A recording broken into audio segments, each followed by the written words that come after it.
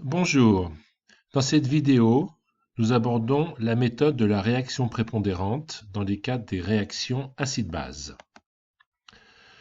La position du problème est la suivante. Plusieurs acides et bases sont mélangés et l'on souhaite connaître la composition de la solution à l'équilibre. Les données sont les quantités de chaque acide et de chaque base ajoutées et les pKa des différents couples impliqués. Par exemple, on dispose de 1 litre d'une solution contenant 10 millimoles d'ammoniac, 6 millimoles d'ion-ammonium et on ajoute 2 millimoles d'acide fluorhydrique sans changement de volume. Ça, c'est la situation. Première question, quel est le pH de la solution finale? Deuxième question, quelles sont les concentrations des différentes espèces? Les données sont les deux couples. Voyons maintenant comment procéder. Il faut d'abord préparer un diagramme comme pour la règle du gamma, donc il y a une vidéo pour la règle du gamma si vous pouvez vous y reporter. Cette règle du gamma se présente ainsi, il s'agit d'un axe de pKa avec les différents couples qui sont impliqués. Il faut identifier la réaction spontanée, donc c'est celle qui fait réagir l'espèce basique extrême avec l'espèce acide extrême, pour donner les deux espèces moyennes. Voilà l'équation de la réaction spontanée. Comme delta pKa est plus grand que 2, alors cette réaction est la réaction prépondérante et elle est provisoirement considérée comme totale. Et il ne faut surtout pas mettre les couples du solvant, H3O plus H2O et H2O OH- dans cette méthode. Le calcul du pH s'est fait de la façon suivante. Donc, on a établi la réaction spontanée par la règle du gamma. On met les concentrations à l'état initial. On rappelle ici la réaction prépondérante. Elle est totale. Donc, le réactif limitant, ici HF, donne cette transformation. On a un avancement maximum de 2 millimoles et on peut le retrouver ici, c'est-à-dire qu'on a 2 millimoles de moins de ammoniac et 2 millimoles de plus de NH4+. Ceci correspond à un tableau d'avancement tout à fait habituel. Si vous n'avez pas l'habitude de le présenter comme ça, présentez-le à votre manière. Ce couple-là est le couple qu'on appelle le couple qui contrôle le pH. En effet, c'est le seul pour lequel on a les deux concentrations non nulles. Ici, vous voyez, vous avez une concentration qui est nulle. Donc, c'est bien ce couple-là qui contrôle le pH. Il permet d'écrire l'équation d'Andersen. Et l'application numérique donne le pH 8,8. Voilà donc la base de la méthode de la réaction prépondérante pour déterminer le pH. On peut également calculer HF quand pH égale 8,8. En effet, ici on a mis que c'était 0 parce qu'on a considéré que la réaction prépondérante était totale. Ça c'est la base de cette méthode. Mais on sait très bien que quand il y a un couple acide-base faible, les deux espèces sont présentes, il y en a une qui ne vaut pas 0. Elle est toute petite et on va calculer combien. À partir du Ka, qu'on écrit comme ceci, on peut en déduire une expression de F- en fonction de HF. À partir de ces données, on peut écrire que la somme des concentrations vaut 0,002 mol par litre. Donc, en reportant cette valeur dans F-, on a cette équation, et là on n'a plus qu'une seule inconnue, HF, et c'est 5, 10-9. C'est très petit, mais c'est pas 0. Si on avait tracé un diagramme de distribution quantitatif, à pH 8,8, on aurait effectivement constaté que HF est extrêmement minoritaire. Et bien là, on a sa valeur 5, 10-9. En résumé, pour faire de cette méthode, il faut appliquer la règle du gamma.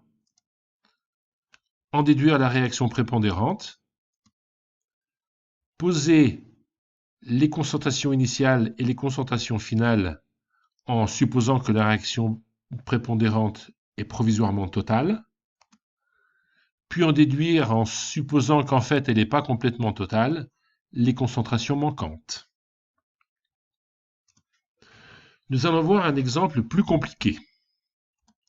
Les réactifs introduits sont cette fois du chlorure d'hydrogène gazeux, c'est un acide fort. De l'acide éthanoïque qui appartient à ce couple, et HPO4 qui appartient au couple de l'acide phosphorique, au couple au pluriel, et nous avons 3 couples. La question est, quel est le pH à l'équilibre? C'est la réaction qu'on se pose toujours avec la méthode de la réaction prépondérante. Donc, on commence par préparer, comme pour la règle du gamma, un axe. Le premier acide fort, ici, le premier acide qu'on nous a donné, mais il est fort, donc il va être nivelé par le solvant. Il n'a pas de pKa, donc il sera tout en bas de l'échelle des pKa. Puis le deuxième constituant qui est l'acide éthanoïque, puis le troisième constituant qui est HPO4 qui appartient à 3 couples. Il faut mettre tous les couples. Donc il faut ensuite mettre les quantités de chaque espèce en répétant les quantités pour les espèces qui apparaissent plusieurs fois. Ici on a une espèce qui apparaît 2 fois, et bien on mettra 2 fois la quantité. Donc voilà ici les quantités initiales. Donc ici HPO4 qui est répété là, l'acide éthanoïque et le chlorure d'hydrogène. On applique la règle du gamma. Alors, on l'applique pour les espèces qui sont avec le delta pKa le plus grand. Donc ici, ça va être, on commence toujours par regarder la base la plus forte ou la moins faible. Ici, elle vaut 0, donc on n'en a pas. On descend d'un cran. Ici, on en a une qui ne vaut pas 0, donc ça sera celle-là. Et puis tout en bas de l'échelle, on a un acide qui ne vaut pas 0, donc ce sera celui-là. On a donc ici la règle du gamma, la réaction prépondérante qui est fixée, dont voici l'équation. On suppose cette réaction comme totale, et on met à jour les valeurs avec un tableau d'avancement. Donc ici on a un avancement de 0,04, le réactif limitant c'est HCl. On diminue cette concentration de 0,04, donc ça fait 0,06, puis celle-là on a 0,04 qui apparaît, et on se trouve avec un nouvel état final, et donc il faut reporter cette valeur ici, puisque c'est la même espèce, reporter cette valeur ici, puisque c'est la même espèce, les espèces violettes, et en revanche, l'acide éthanoïque, lui, n'a pas réagi. Et donc on se trouve avec un nouvel état initial qui va pouvoir à nouveau être transformé par la réaction prépondérante. Comment est-ce qu'on fait? Donc il faut renouveler les opérations. Ici, il y a 0. Là, il n'y a plus 0. Donc ça va être cette espèce. Et là, il y a 0, donc ça ne réagit pas. Là, il y a 0, ça ne réagit pas. Donc là, il n'y a pas 0, ça va être cette espèce ici. On a effectivement cette réaction prépondérante qui est donnée par la règle du gamma. Voilà son équation. Et le tableau d'avancement permet de trouver les concentrations à l'équilibre. On a 0 parce que la réaction prépondérante est considérée comme totale. On reporte les autres espèces. Ça, c'est pas difficile. Et cette fois-ci, on n'a plus qu'un seul couple dont les deux valeurs ne sont plus 0. Donc la réaction prépondérante ne peut plus être utilisée. Le couple dont les valeurs ne sont pas 0 sont les couples qui contrôlent le pH. On peut appliquer la formule d'Anderson pour trouver ce pH. Voilà son expression. Et voilà la valeur du pH que l'on cherchait, c'est 7,4. Deuxième chose que l'on peut faire, c'est chercher les concentrations qui sont égales à 0. Par exemple, celle-là, elle appartient à un couple acide faible, elle n'a pas de raison de valoir 0. Donc on va la calculer. On reprend toutes les dernières concentrations à l'état final. On sait que le pH vaut 7,4 et on travaille sur ce couple. On utilise le Ka et le pH pour trouver les concentrations, comme dans l'exemple précédent. On a cette équation qui est donnée par la somme des concentrations des deux espèces du couple. On a le Ka qu'on écrit comme ceci, et ça fait deux équations à deux inconnus. Ça se résout, c'est pas très difficile. On a ceci. On a la concentration en AH, qui ne vaut pas tout à fait 0, mais qui est vraiment toute petite, ce qui aurait permis de prévoir le diagramme ici des différentes espèces de ce couple. À pH 7,4, c'est là, il n'y a pratiquement pas de CH3COH. On sait que maintenant, il y en a 7, 10-5. Si on veut trouver une autre concentration, par exemple l'acide phosphorique, alors là, ça devient beaucoup plus compliqué puisqu'il y a 3 couples en jeu. Donc, je vous donne le calcul, mais je vais passer ce calcul. Vous pouvez le regarder en arrêtant la vidéo et le comprendre. C'est un bon exercice. Nous allons voir maintenant un cas où la méthode ne s'applique pas. Donc, on sait que le pH d'une solution constituée en mettant un acide faible AH de concentration totale AH plus A- égale C dans le pur a un pH 1,5 de pKa moins log de C. On va voir si on peut retrouver ce pH par la méthode de la réaction prépondérante et on va voir que ça ne marche pas. Effectivement, si je trace mon diagramme pour la règle du gamma, j'ai un seul couple, donc je ne peux pas appliquer la méthode de la réaction prépondérante.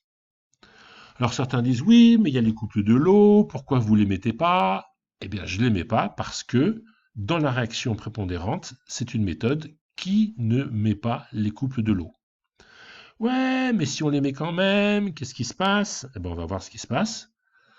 Voilà les couples de l'eau. Voilà les concentrations initiales.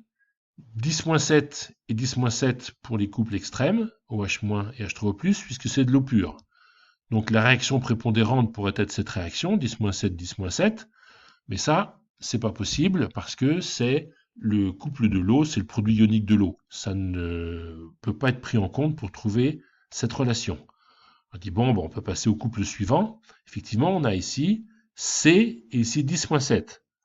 Eh ben, on peut dire, on va appliquer la règle du gamma. On a ici la réaction qui serait la réaction prépondérante. Même, ça permettrait de trouver ça, si on pousse le raisonnement jusqu'au bout. Et ça, ce n'est pas ce qui se passe. On ne peut pas utiliser la méthode de la réaction prépondérante dans ce cas-là. En conclusion, nous avons vu que la méthode de la réaction prépondérante permet de trouver l'état d'équilibre d'un système constitué d'un mélange d'acides et de bases. Et on a vu que ce système peut être très compliqué. Assez facilement, on a le pH à l'équilibre. C'est une méthode graphique dont on déduit le pH puis les concentrations, mais des fois, pour les concentrations, ça peut être compliqué. La méthode est utilisable aussi dans le cas des titrages, pour faire des calculs de pH sur les solutions tampons et dans bien d'autres situations. Je vous recommande d'utiliser cette méthode à chaque fois que c'est possible et qu'on vous demande un pH. En revanche, la méthode ne s'utilise pas s'il y a un seul couple en solution. Je vous remercie de votre attention.